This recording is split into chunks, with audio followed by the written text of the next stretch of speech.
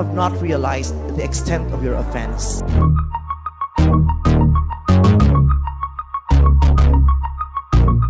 Aminado ang hashtag member Nico Natividad sa naging aksyon niya sa social media na maaaring magdulot ng hindi pagkakaunawaan nila ni Vice Ganda.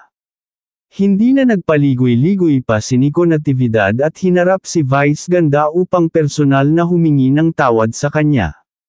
Ngunit hindi maiwasan na pagsabihan siya ni Vice Ganda dahil na-offend ito sa naging reaksyon ni Nico tungkol sa pangyayari sa segment ng It's Showtime na Especially For You kamakailan.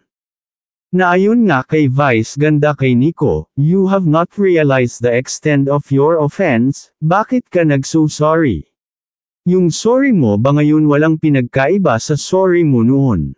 Kapag nag-sorry ka ngayon mapapawi ang sakit na naramdaman ko ngayon."